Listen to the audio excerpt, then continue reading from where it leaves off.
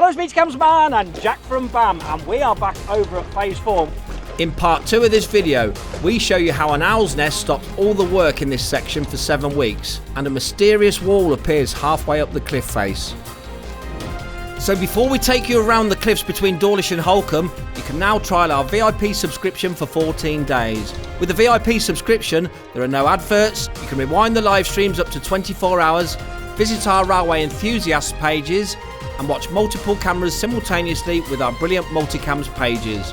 Just visit coastcams.me/trial and sign up today.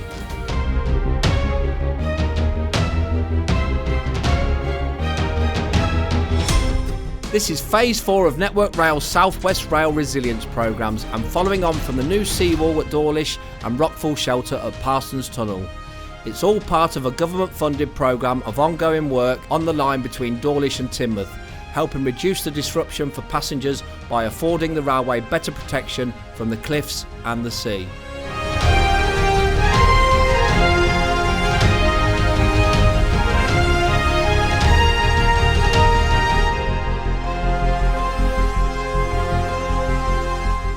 After the last video that's been done, we have actually extended the haul roads going around the top here.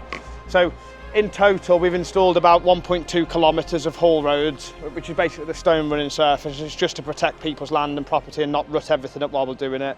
All of the stone then comes out at the end of it, and we reinstate it as per the original condition. So footpaths in places, and mainly just grassed areas in other places. So the road network that we've had to build won't actually be able to be removed all the way from the main compound right the way to the end of CBU 23, which is where this haul road goes to, until the very end of the programme, and it's because we need constant access to deliver the nail and the netting programme to CBU 23 until the works are complete there, and that is the last area that is going to complete.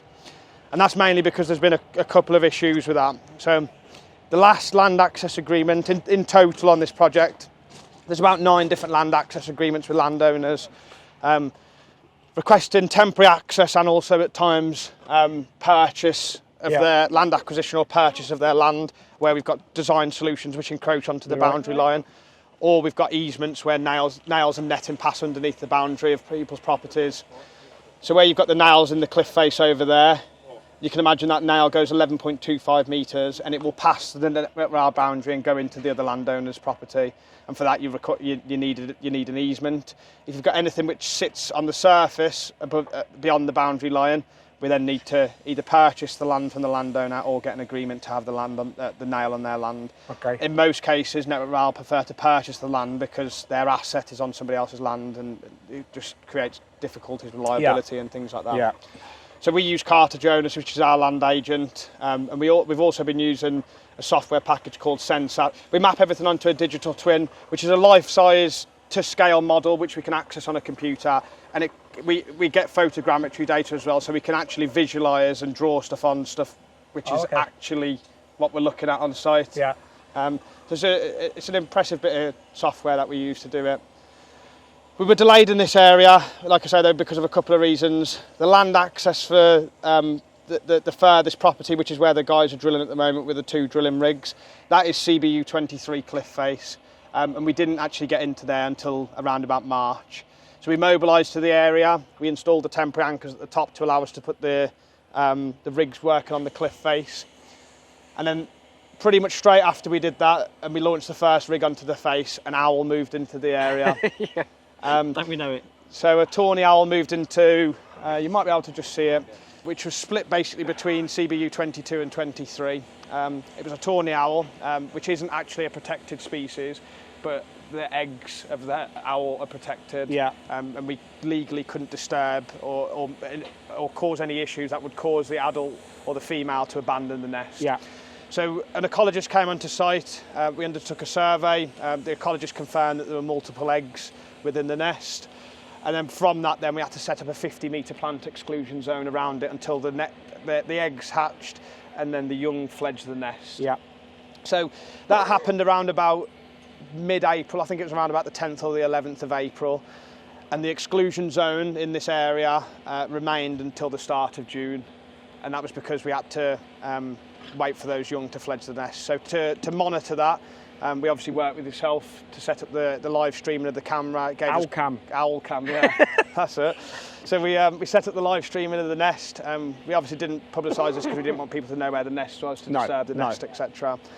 So following them leaving the nest early June, we mobilised back into the area and we continued with the drilling programme. But prior to continuing with the drilling, we had to de-veg this whole area again, because if you can imagine, in 7 weeks, especially when you're coming in and out of that change in season, there was a lot of vegetation regrowth. So it was about a week and a half, 2 weeks worth of de-veg getting back into this area. So sorry, how long did the owl stop your works for? That was about 7-8 weeks in total of impact to the programme in this area. And because of that, because we weren't able to undertake any drilling in this area here, it then moved this onto this will be the last area of the programme to complete. Okay. So in this area, the guys have got 4 rigs currently working. You can see 2 of them over there in CBU 23. You've got 1 of them on the cliff face over here, which is in CBU 22 zone 5. So zone 5, where you can see the nails which have been put into the cliff face over there. You can't see from where we're stood in, but there is a netting that's on that's tying all of those nails together. That's been put on the face. Right. A galvanised Macaferry netting, and what that's to do is to provide temporary protection to the operatives that are working in here, because you can see the cliff face in here, it's so weak, and what we were finding is there were a lot of slips occurring as the drilling rigs were moving over the cliff face, and as the guys were pulling the cables to move the rigs over.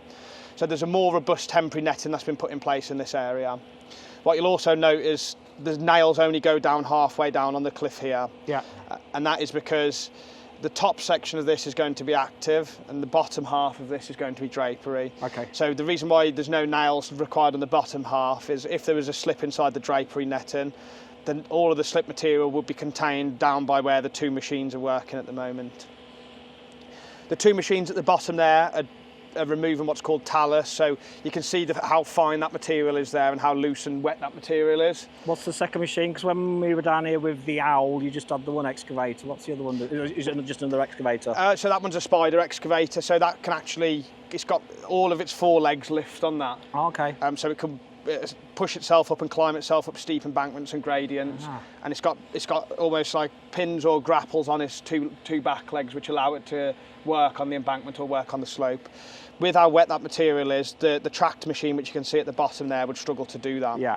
So what we're doing is using the spider excavator on a Saturday night to feed that loose material down to the 8-ton excavator, and then the RRV or the road rail vehicle comes along in a procession on the nearest line that you can see to us. Okay. It loads the material into the RRV bins, and then the team remove it from site down at one of the wraps or road rail access point. And there's one by Dawlish railway station and one by Dawlish Warren. Yeah, so you can see over in the distance over there, you've got Red Rock on the end. The wrap around the corner is probably about 300 metres around the corner. Yeah. And then we've also got Smuggler's Wrap, which is where we are removing this material. And the main reason why we're doing that is Ritchies are continuing to use RRVs drilling on the same line, so we can't get back past them if we go in that direction. Oh, okay. And Smugglers is actually closer to where we are than Dawlish Warren is. Where's that one then? Right at the bottom of Smugglers Cove. Oh, okay. Where you've got the access gate into the rail compound. Oh, okay. So prior to a start, you can see how many ropes and kind of turf lines and things like that we've got with the operatives that are working on the face at the moment. So the black netting, that's all the temporary stuff that the guys are using just to protect them while they're drilling. You've then got the actual drill rods, which are what are in front of the driller then, which is on that kind of revolver-looking thing. Yeah. It looks like a big gun. It looks like a semi-automatic machine gun now, to be honest with you. And then that's what's used to open bore each of the holes. So they attach the extensions on. They've got a drill head on the front of that, and they keep attaching the extensions on to get to the right depth. And then they use air to flush the bore. Then that gets rid of all the loose materials and all the drill. Like the drill horizons as they're drilling it. It flushes all that loose stuff out then, and then they put the bar in with the centralizer. So the bar you can see on the left-hand side of us over there, which is the galvanised bar. There's no stainless here at the moment. And then you've got the path which goes down to Shell Cove there, which is the residence access. So there's quite a lot of material which has come out of that area where the 2 machines are working down the bottom. There's probably about 100 tonne of material come out so far, and there's roughly about another 200 tonnes of material to dig out of there. And why we're excavating that is to prevent that material mobilising in stormy conditions or wet conditions. If you can imagine, again, there's a natural gully in that section over there, so all the rainwater kind of diverts itself into that gully and all of the water pushes itself down. And when we started this nailing and netting programme, just after we'd completed the demob, before we put any of the temporary, before we even got into the cliff face really, there was a slip in this area where a large amount of material actually pushed its way down. And that's the reason why this bottom section in here has changed to an active system. Yeah. Again, what I mean by active system is nails on a very close, tight, centred grid pattern. Yeah. And the top section remains a drapery system in here. So when we remove that material, it removes that risk of all of that material mobilising at one point and all sliding down towards the railway. And if you can imagine where the way that this bowl and this all kind of the topographical layout of this area here points is basically right down to track. Straight to the railway, isn't it? Yeah. So we're removing that risk of that happening. Yeah. So you can see the team over here now. They're starting to move one of their drilling rigs over. You've got the level 3, which is just working at the top. He's just kind of checking all the lines over. And then the guy has used the turfers on the rig itself to pull the rig in the direction that they want. So is that manually done, is it? It's all manually done, so it's a very labour-intensive job. You can see him now moving the rig over. And every time he pumps the rig or pumps the cable, it will move the rig slightly over into position.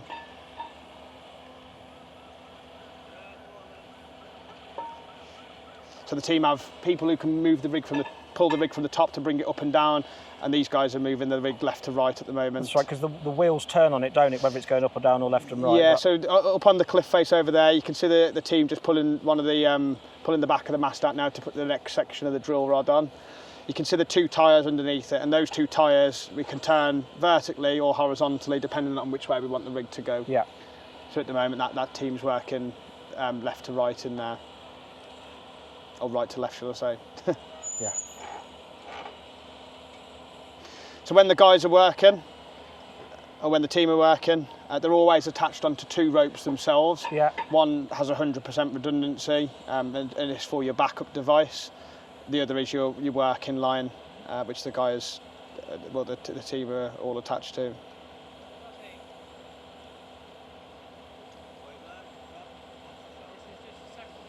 And you can only one person can attach to one set of lines, right. And each line has to be independently rigged to the other line, so it's not attached to the same thing at the top in case the thing at the top, say, I don't know, a accidental damage, a car drove over it or something like that.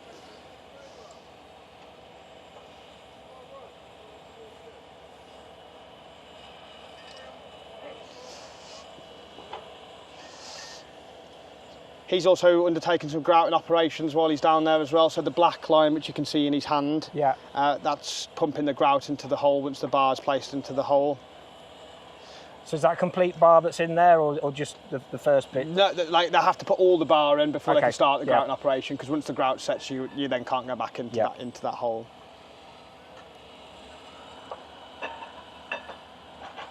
In CBU 22, it's split up into 5 zones. Zone 1 is the area directly adjacent to the tunnel portal down at track level. Yeah.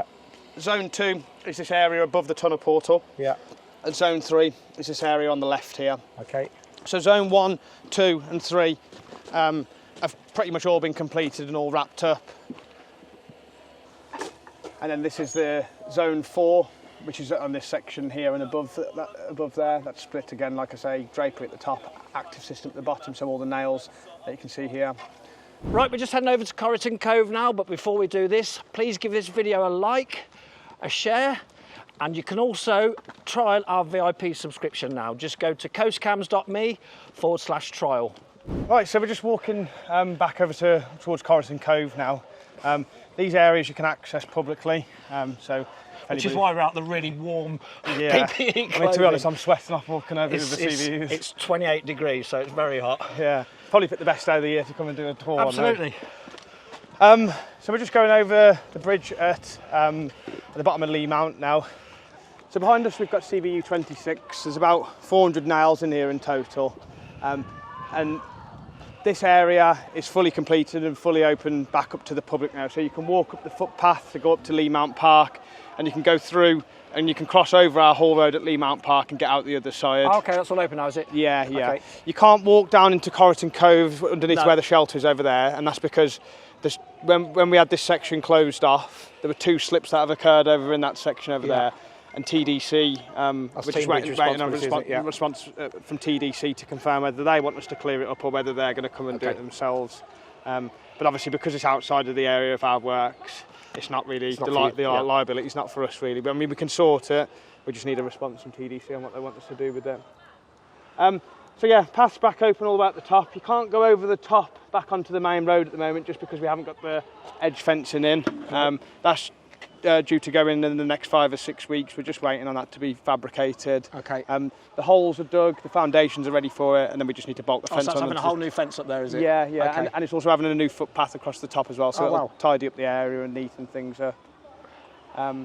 So 26, all completed.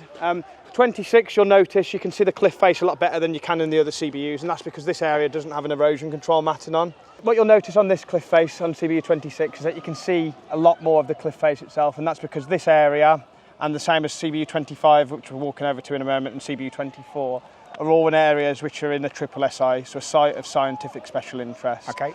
So Natural England, who we have to apply for the triple SI assent, they give us the assent and there's conditions within that assent, and one of the conditions for working in these areas is that we're not allowed to cover the cliff face itself with erosion matting.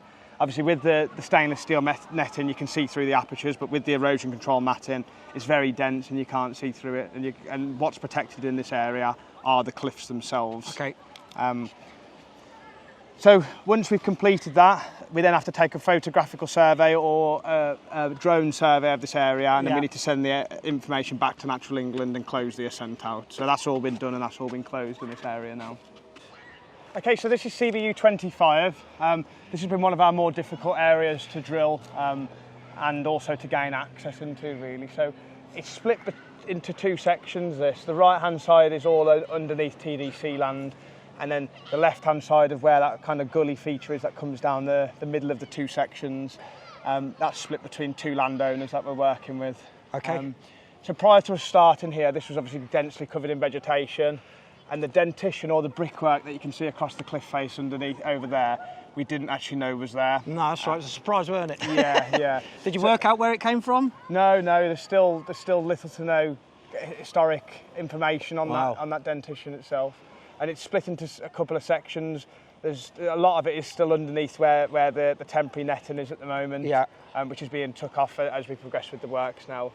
We also didn't know about the flume running down the middle of the 2 gullies, so you can see that somebody's naturally created that brickwork channel in the middle of the gully section itself, and then you can see all of that brickwork at the bottom there.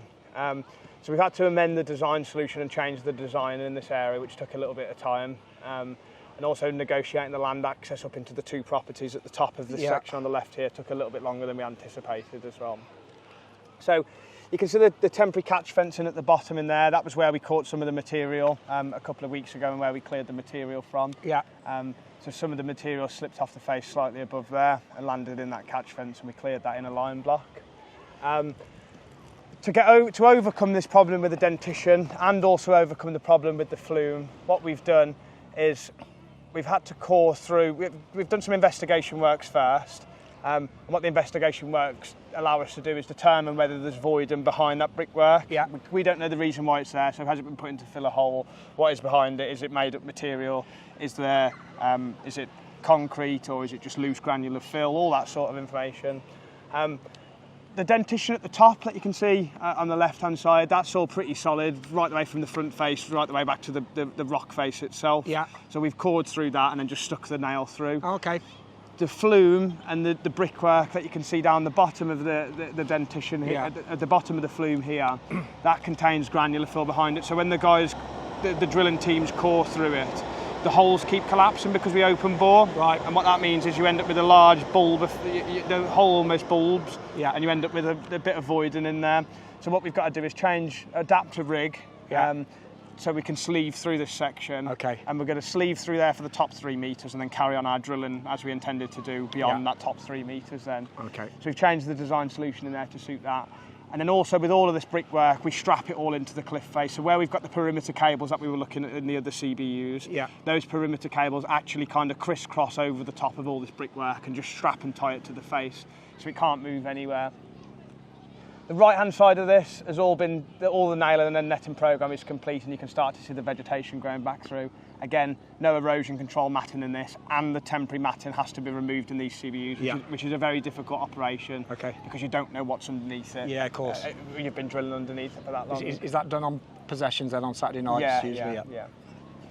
The flume itself, just up to where the top is, it does divert off left, and there's some more brickwork up there, and there's actually about a 600mm diameter hole which goes into the cliff face. Yeah. So we've camera inspectioned that to do some additional ground investigation works. And the flume actually comes all the way down, and on the other side of the track there is some sort of hole or catch pit, and the water actually comes through, and you can see it coming through underneath this outlet here, which when we started we didn't know was here because the sand levels were so high. Yeah, I've not seen that before. We're actually quite low here. Yeah. We're one of the lowest I've seen in this particular area since I've been down here. So this was something which was new to us, and we need to do a bit more investigation work on the other side of the track to determine what track drainage they've got in there, because clearly there's still water coming down. We've had a very dry period at this point in time, and the flume itself is still wet. Yeah. So you do end up with a lot of sediment coming down there and coming underneath the track through here at the moment. So nailing in this CBU, there's about 1,350 nails to install. Still many to do? There's 45 left to do, I think, in here in total. So there's not a lot left to go, and they're all RRV nails, so drilled with an RRV. Apart the low ones then? Yeah. Drilled with a road rail vehicle and a mast, which after Saturday night's possession, you might be able to see with some of the footage from the drilling ongoing in here. So we're using 2 rigs in here at the moment, and each rig's roughly drilling 3-4 of those a shift each. Okay.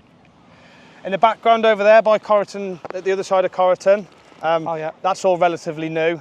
You can see that prior to the start of this week, none of that had any plates or netting on. So we're only on Tuesday now, and the team have already kind of netted and finished that off, and there they've just got to run the perimeter cables around it, and that'll be that CBU complete over there, and that's just to stop that fence, just to stop that section falling off a bit onto the railway fence or onto the railway track even. The king post wall, which we've got where we've installed the piles behind, stonemen are due to come back in within the next 4 weeks to actually put the fencing on there. The reason why we've left it this long is because while the drilling team were up the top, they were causing a lot of mess with the drill horizons, and we didn't want to put the fence on the post itself and then damage the fence prior to having the nail and the netting completed above it. Yeah. So once they've finished the nailing and the netting programme on 24, that team will move over to the side of 25, and they will start netting back this way. Right. And that will join the 2 sections together then. We don't net over the top of where that flume is coming down, and that's just to prevent debris getting blocked in the flume itself, and just to allow as best a natural path we can down to the bottom. Once we've completed the track investigation works and fully completed the inspections on the opposite side, we can determine if there's anything else that we need to do to improve the cliff and track drainage in that area. So we might potentially be coming back to put in a bit of track drainage at the bottom, and then some sort of an outlet over to this side so we can get the water back where it's supposed to be going. Because what we don't want to do is start creating a pond over the opposite side of the track for us. Yeah. Previously, all of that was covered in vegetation, so a lot of that water wasn't actually making it down to the bottom, it was getting stuck into the vegetation. Right. There was a lot of material and a lot of root structures up there which was absorbing a lot of material, which was preventing it from coming down to the bottom. So that's 25 really. The compound up the top, up Lee Mount, we'll start to strip that out once the drilling programme is completed fully. At the moment we still need our access for the compressors and the grout farm that we've got up there, servicing the RRVs on a Saturday night. We need the compressors for the air, for the drilling, and we need the grout to obviously fill the holes once we've completed the nail and put the bar into it. Right, thanks again for another brilliant tour, Jack. You're welcome. I hope you found it informative. Please give this video a like and a share, and we shall see you again soon. Oh, and subscribe to the channel. Thanks for watching. Thanks again, everybody.